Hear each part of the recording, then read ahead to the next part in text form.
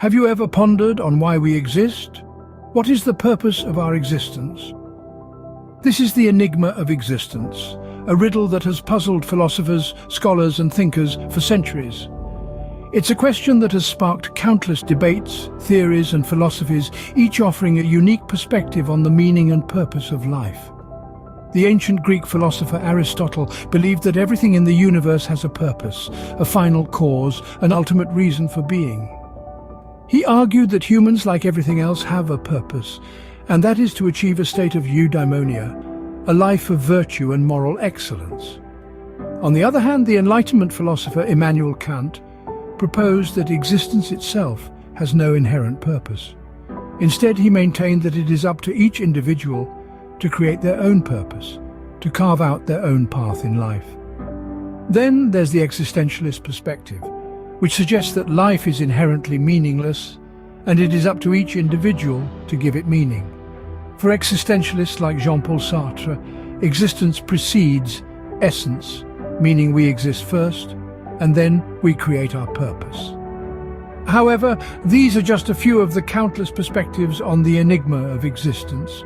There are many more, each with its own unique approach to the question of why we exist. From the spiritual to the scientific, from the philosophical to the practical, the answers are as diverse as they are profound. But what does all this mean for us?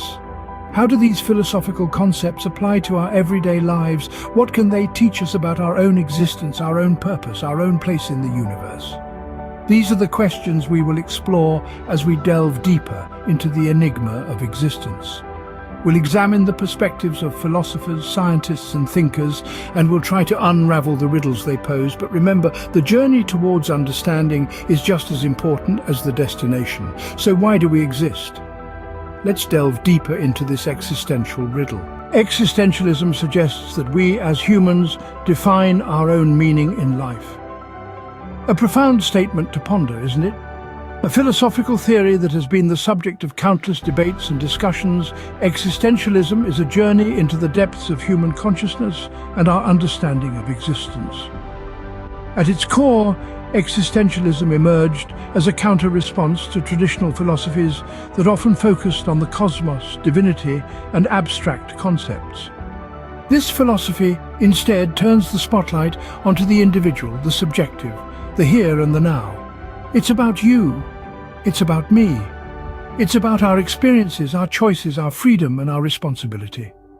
Our story begins in the 19th century with the Danish philosopher Søren Kierkegaard, often considered the father of existentialism. Kierkegaard proposed that subjective human experience and personal choice are paramount in shaping life's meaning. He championed the idea that truth is subjective and that each individual must create their own path in life. Fast forward to the 20th century, and we meet Jean-Paul Sartre, a French philosopher who took existentialism to new heights. For Sartre, existence precedes essence. This means that we as humans exist first, and then each of us is responsible for defining our own essence or purpose in life.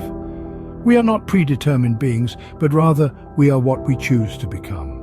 Existentialism, therefore, is not just a philosophical concept, but a way of life.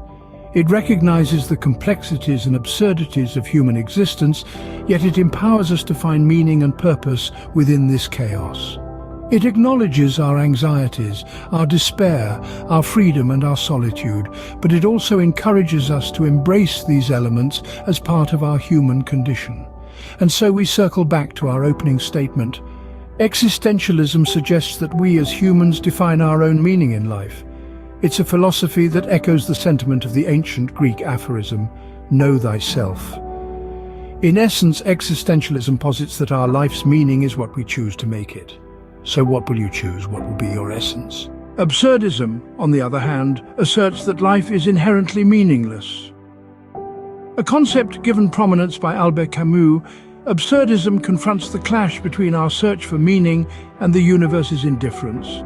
The absurd, as Camus, is like searching for a non-existent treasure in a desert.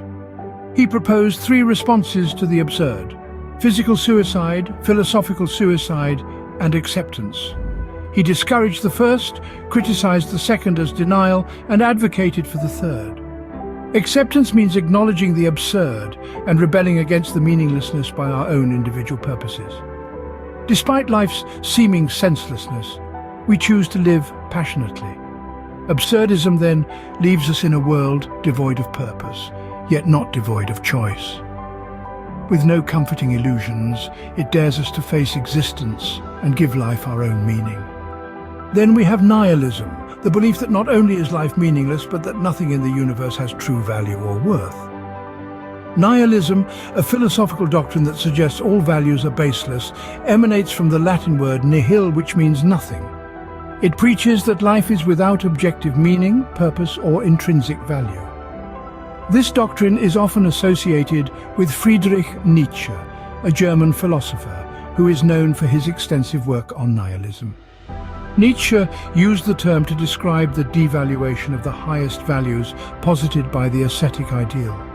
He saw nihilism as a destructive force, but also a necessary step in the progression of human thought. For Nietzsche, nihilism wasn't just a philosophical concept, but a pervasive condition of all modern culture that he characterized as an emptying out of values. The origins of nihilism can be traced back to the ancient Greeks, specifically the skeptics, who denied that knowledge could be obtained. Over time, this idea evolved, culminating in the nihilistic perspective we know today, a perspective that dismisses the possibility of knowledge, truth, and value. Nihilism posits that existence, especially human existence, is without objective meaning, purpose, or intrinsic value.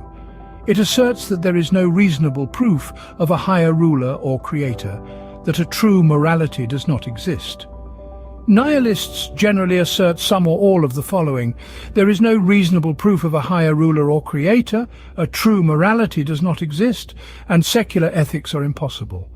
This perspective, however, does not necessarily lead to despair. Rather, it can be freeing. Without an imposed structure or meaning, we are free to create our own. We can choose to live authentically and create our own values, rather than adhering to an externally imposed code.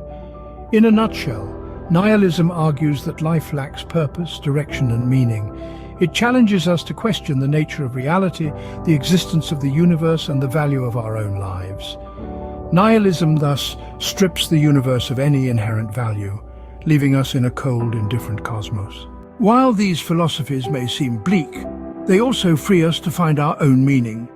In the grand tapestry of existence, each thread represents a philosophy, a school of thought, a way to interpret the world.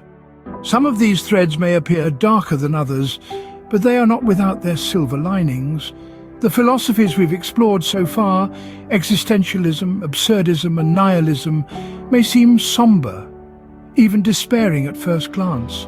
Yet, they offer a unique kind of liberation. They allow us to step outside the confines of preset meanings and prescribed purposes, and venture into the uncharted territories of self-discovery. These philosophies, in their own unique ways, put the responsibility of finding meaning squarely on our own shoulders. They argue that life does not come with an instruction manual or a preordained purpose. Instead, we are the authors of our own lives. We are the creators of our own purpose. This is not a burden, but a privilege. It is a call to action, a challenge to rise above the mundane and the trivial and seek out what truly matters to us. This is where the concept of personal responsibility comes into play. We are not simply passive observers in the theatre of life, but active participants. We are not merely spectators, but directors. Every decision we make, every action we take, contributes to the narrative of our existence. We are the ones who decide what our life is about, what it means, and what it stands for. Creating one's own purpose is not about grand gestures or monumental achievements. It can be as simple as finding joy in the everyday, making a difference in someone's life, or pursuing a passion with unwavering dedication. It is about finding that which sparks a light within us, and nurturing that flame until it becomes a beacon that guides our path. Remember, there's no universal right or wrong when it comes to interpreting these philosophies. They are tools for thought, lenses through which we can view and understand our existence. They are not end points, but starting points. They are invitations to explore, to question, to ponder, and most importantly, to discover. In the end, our existence becomes a personal journey of discovery, of creating our own purpose and meaning. So, why do we exist? The answer isn't as simple as we'd like. We've journeyed through a labyrinth of thoughts and ideas, and we've seen that the question of our existence isn't just a simple riddle to be solved. Rather, it's a complex puzzle, full of paradoxes and contradictions, where every piece reflects a different perspective. We began with the enigma of existence, the fundamental question that has puzzled philosophers for centuries. Here, we discovered that our existence isn't just a matter of fact, but a profound mystery, an enigma that invites us to delve into the depths of our own consciousness. Next, we ventured into the realm of existentialism. This philosophy suggests that life has no inherent meaning, and it's up to us to create our own purpose. It's a philosophy that empowers us, encouraging us to take control of our own destiny and to shape our own lives. Then, we explored the contrast of absurdism, the belief that life is inherently meaningless and that our search for meaning is in itself absurd. But paradoxically, it's in this absurdity that we find our freedom, our ability to rebel against the indifference of the universe and to carve our own path. We also delved into the middle ground of nihilism, the belief that life is devoid of objective meaning, purpose, or intrinsic value. It's a stark and sobering perspective, but one that also liberates us from the constraints of societal expectations and beliefs. Finally, we considered personal interpretations, reminding us that philosophy isn't just about abstract concepts and theories. It's about how we apply these ideas to our own lives, how we interpret them based on our personal experiences and worldview. While the question of our existence may never have a definitive answer, what matters is the purpose and meaning we create for ourselves. After all, life is what we make of it.